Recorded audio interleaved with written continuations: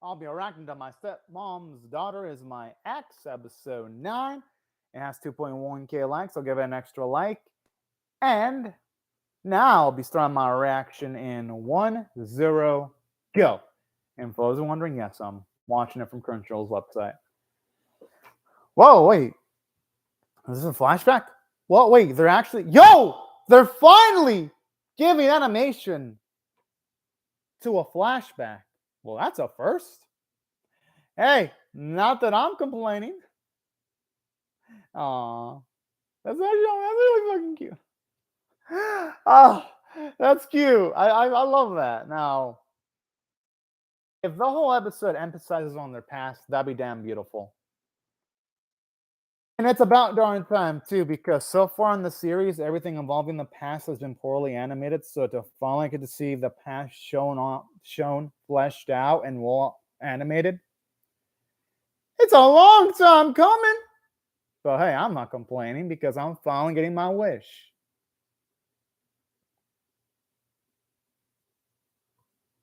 Speaking of which, man, this opening is so it's adorable. Even though, yeah, this opening doesn't have the most animation put into it, it is still a fun as hell opening, all things considered. Jump it down. Dialogue Plus. You know, that's a perfect name for, yeah, no, seriously, that is a perfect name for an opening song to this series because, yeah, I'm going to venture to guess that the relationship between Mitsuo and Yume broke out because they didn't have proper dialogue with each other. At least that's my guess. I could be wrong on that, but it feels like that's most likely going to be what actually happened. I like how in that bit you see them like looking angry at each other, but then you see like more evidence that they're going to be close to each other, though, especially at the last bit of the opening. Huh.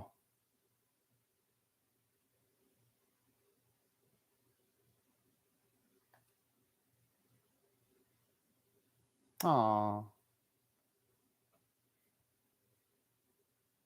Ooh.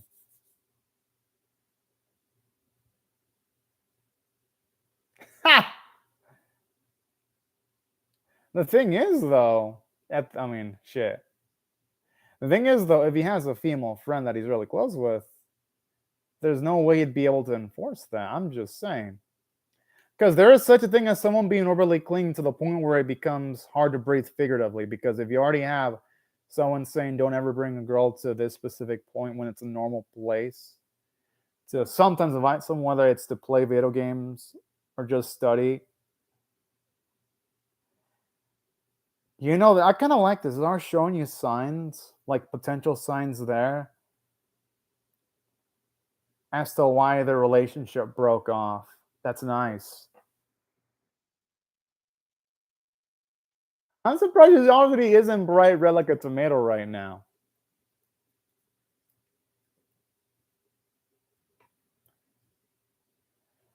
Whew. I really do hope, though, that eventually we get to see the inner monologue of our boy. Ah! I've heard about that. I want to eat your pancreas. I heard that the film for it and the source material were actually pretty interesting.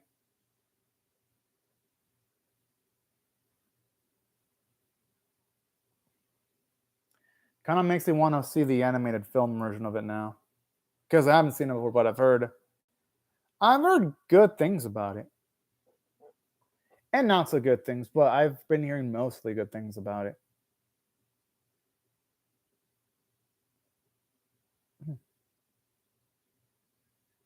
Oh,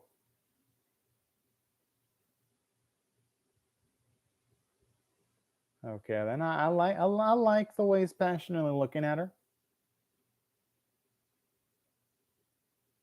Ah. Oh yeah, he's got a point. Damn.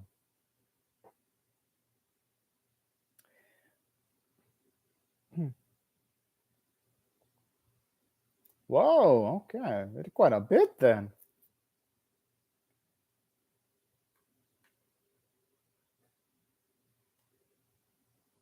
I mean, I can see why I should be questioning that.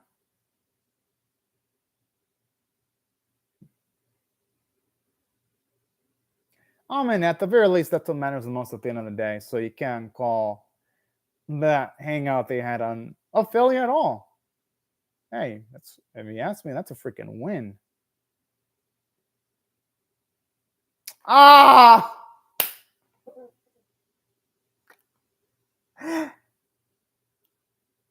I mean, hey, I don't think that's cowardly though, because sometimes you just want to wait for the right moment. Because if you rush it too much, then you can just absolutely break and burn your relationship that you spent so meticulously trying to build up. But yeah, I do like that though. Seeing bits like that. Oh, because shows you like the emotional flaws he had and how even he was super nervous about the relationship too. It wasn't just our girl Yumi that was nervous about it. That's what I liked about that. Adds a little bit more depth to him.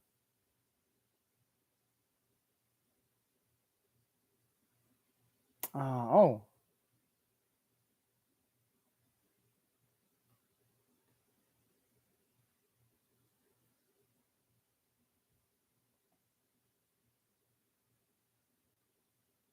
oh. I mean, I guess sometimes you can't really get everything you want in life, though.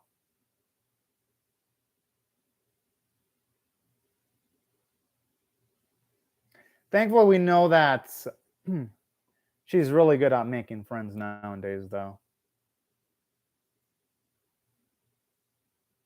But you know, that's life. You can't.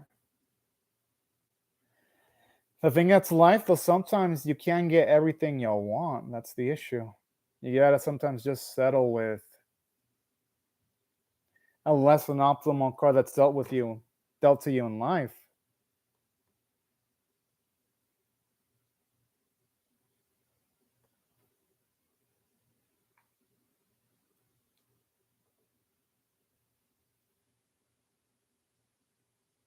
Oh, this is sweet. Honestly, now it's making me wonder how in the world did the relationship fall apart? Hmm. Hmm.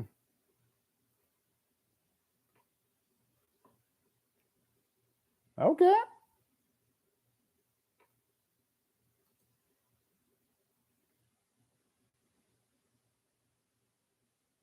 Hell yeah.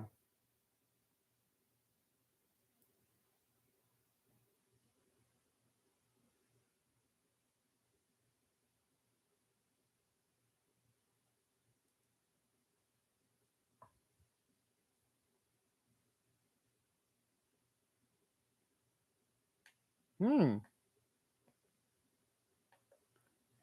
I really do hope, though, that the relationship that she has with her new friend is a positive one.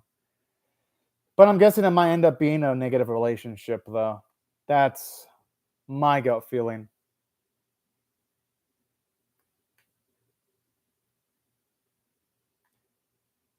I'm assuming he's going to spend time with her new friend. Yep. I had a feeling because Mitsuo is making the face as if he's thinking that she's spending a lot of time with her friend, but not enough time with him. And it's being neglected. Yeah, okay, now, okay. So those are the seeds right there. Ooh, boy.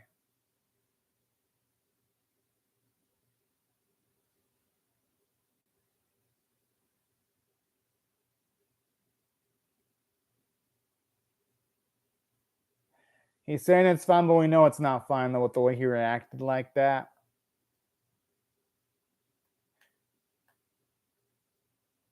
Looks like he's in a note about hearing her talk about, yeah, about her own friends.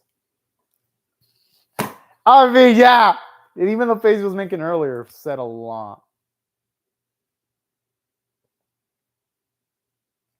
But honestly, the way he phrased that was a little bit too cold, though.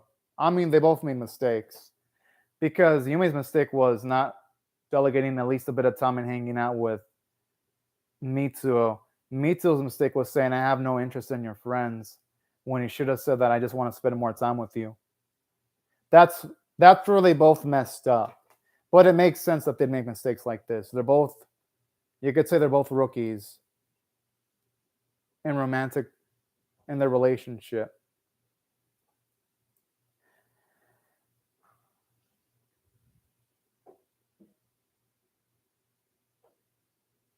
Ooh, boy.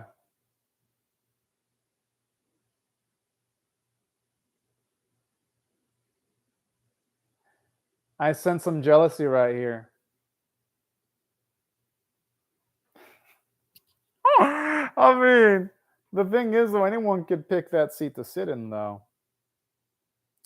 But yeah, I understand, though. She's gonna feel at least a little bit of possession.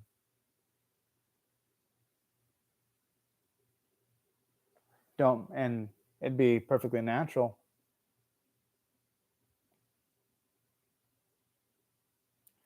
Well, then.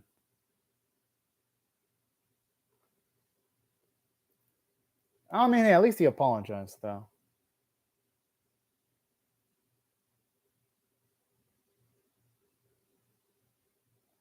All right, fine. Okay, this is what he should have said earlier. Like, pretty much in the previous, it is what he should have said.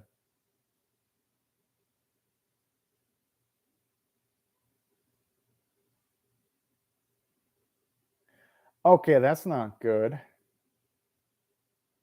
But hey, at least he's acknowledging that. But then, yeah, that day, she's got a point.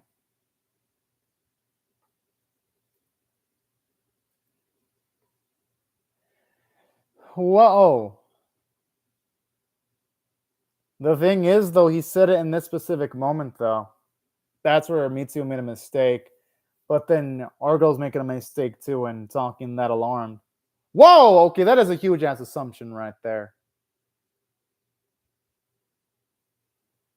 Okay, that's going way too fucking far. Yeah. Okay. Now I really do understand the anger he had towards her. That's where anyone would draw the fucking line. Being accused of something like that.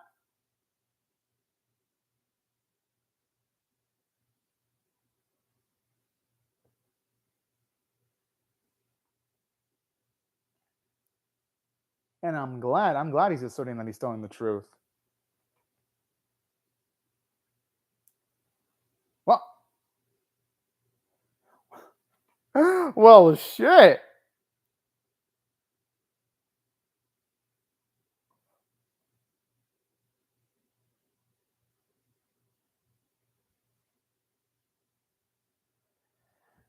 I mean, it'd be perfectly natural too.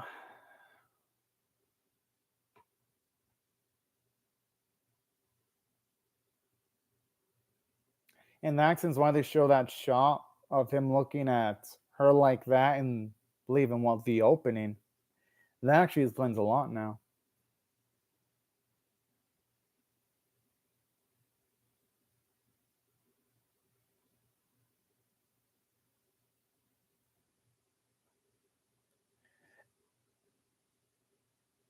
I mean, yeah, I do like the fact this episode acknowledging they've both acknowledged to themselves that they both messed up.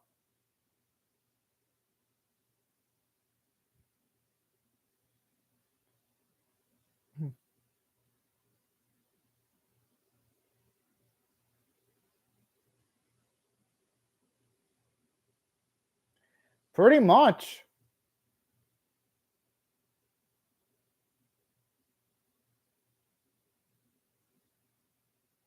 I don't think balling up the feelings would have been the best way of handling it. He probably should have just tried to like get to know her friends.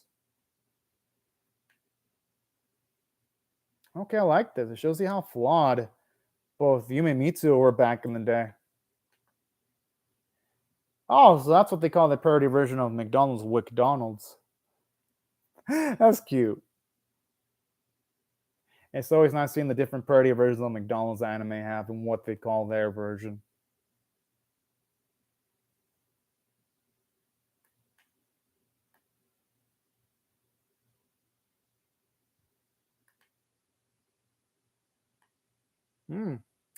Hey, maybe they can patch things up and read it together. Well, we know they're not going to completely patch things up because of how the series starts out, but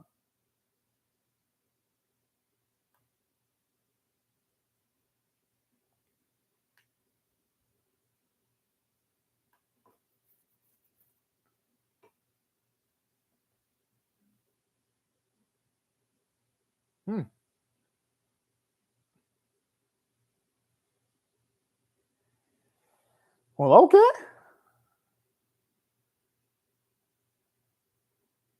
That's a damn good question. I'm pretty sure she would have figured something out, though.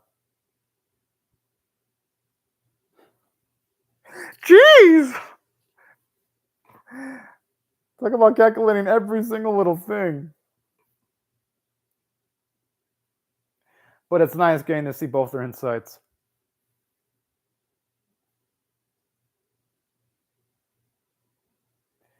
In this instance, they haven't really made up at all.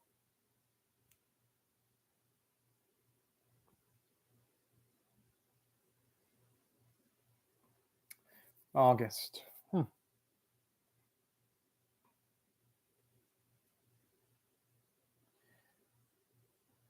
Hey, I hope. Damn! I was hoping she'd send that text message.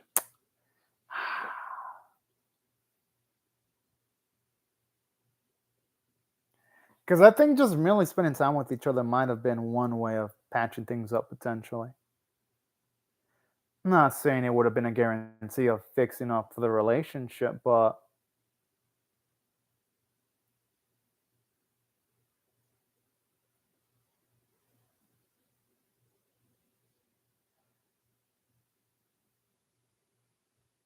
I mean, the thing is, though, you can't expect people to be a mind reader. That's the thing. But who knows? He might actually show up. Maybe.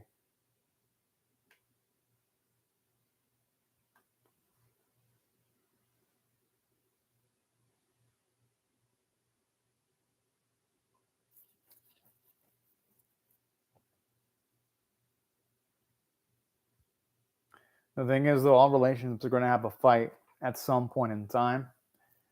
There ain't going to ever be a relationship that isn't going to have some patchwork. There ain't going to be any relationship where you don't need to do any patchwork because no, they all need some at some point in time. That's just the way things are because nothing is perfect.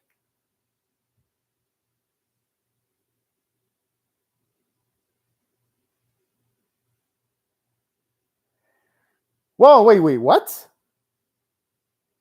Oh, okay, yeah. Well, damn, talk about escalation there. Wow.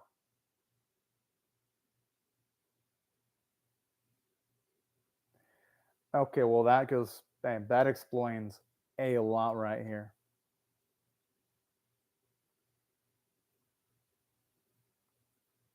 Damn. You know, makes this sad. If you only had at least one of the two communicate, their relationship probably could have been saved. Not saying it would have guaranteed that the relationship would have been saved, but at the very least, the odds would have been decent. That's kind of what makes this really, really sad.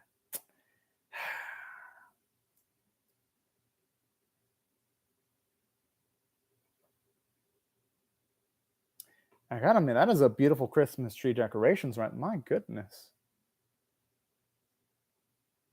And I like this too because it's doing a good job of portraying like the passage of time, how much further both her and her boy just drifting from each other. That's what I really like about this. Like the music is carrying the scene, and the animation and visuals are carrying the scene too to a freaking T. That's what I like about this. I like this anime too. Well, yeah, that's why the relationship fell apart. They just weren't ready for this type of relationship at this point in time, Ghost Tab. They weren't ready to deal with like the issues that could have arisen. It happens though. That's why people most of the times they don't end up marrying the first person that they're in a relationship with, and that's why people spend so much time of their lives dating different people, because your first try most of the time isn't going to be ending up in marriage or none of that type of stuff. I mean, that's just the Valentine's Day. So how many months does it make? August, September, October, November. 7 months. Jeez. Yo, that's a long out. Wow. Damn. Pretty much, Ghost Tab. I mean, hey, I'm not going to blame him for breaking up.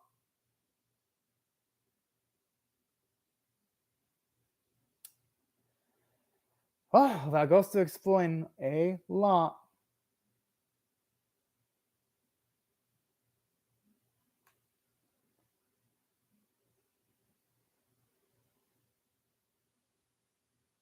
This really does a good job making him a bit more of a deeper character, though.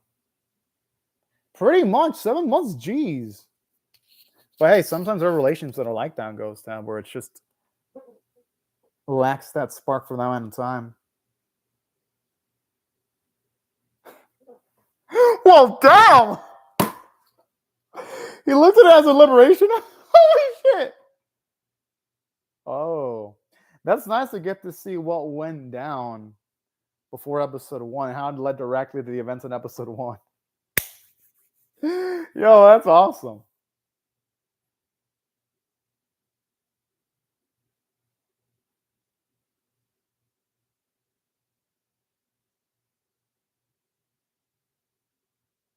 Oh, that's sweet.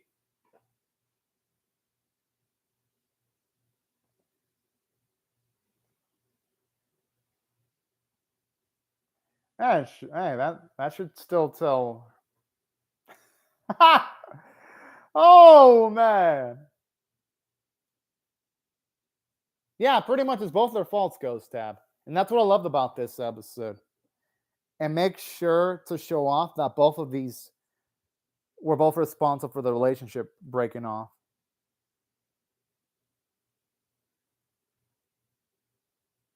Whoa. Okay. At least he acknowledged that. He wanted to take the relationship to another level.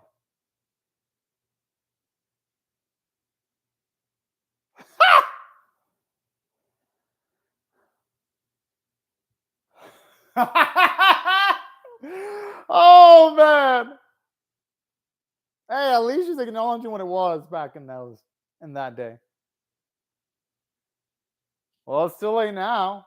I mean, they're siblings.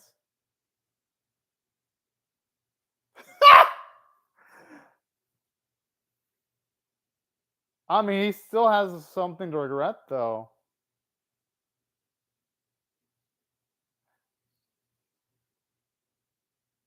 It's both their faults. Damn. Okay. At the very least, didn't get into a fight. All right, good. Yo, this is a great episode. I'm actually gonna rate this one a 9 out of 10. This is a damn great episode. This is actually, if you ask me my opinion, this is actually the best episode of the series. That's why I give it a 9 out of 10, because it was finally nice getting to see why Mitsu and Yume broke off in their relationship in the first place. And it made sense. This series has been implying it, that their relationship broke off because both their faults. That's what I love. I love how it shows us the first inklings of the relationship being destructive. When you had Yume straight up telling our boy, yeah, be sure not to invite a friend over to your room. That was the first sign, because I was like, whoa, she's acting a little bit overly clingy. Let me explain why I thought that was a great first sign. Well, hey, that's how some parents are, Ghost Tab. And then afterwards, the second sign was when Yume started spending time a lot with her friend without paying attention to Mitsuo, but then Mitsuo pretty much putting oil into the fucking fire when he's all like, I don't care about your friends. And then when they try to like patch things up only to not communicate with each other, that's what really, really fucked over their relationships. And that's what I loved about this episode. The thing is, though, she doesn't make it so obvious in front of the parents some Ghost Dad. At least he doesn't make it that obvious. That's what I loved about this episode. Like, this episode goes back and forth and showing us faults with both Yume and Mitsuo. And at the time, they just weren't ready for that relationship. And it's sad, too, because this implies that they were willing to actually have sex with each other. It's just that none of the two made the move. Mitsuo's problem was that he wasn't assertive enough. And he wasn't able to read that Yume wanted it. But Yume's problem was that with the way she reacts and emotes, she makes it seem like she'd have been uncomfortable in doing Mitsuo. That's what I love about this episode. It shows you just multiple instances of both of them being mentally unprepared to take it to the next level back in those days. That's what I love about this episode. It really makes everything immensely more interesting, especially now seeing all the lead up to episode 1. And from a character standpoint, it does a lot. It shows us that when it comes to Yume, her issues were that she was way too overly clinging. Mitsu's issue was that he got a little bit too angry and he was a little bit insensitive with how he handled things, because he really should have not said the whole I'm not interested in your friend's bit to Yume. But then Yume fucked up in her own way when she was accusing our boy of cheating, questioning our boy's honor over frivolous things like him talking to a girl. And I love that. It shows you that they were both extremely flawed characters.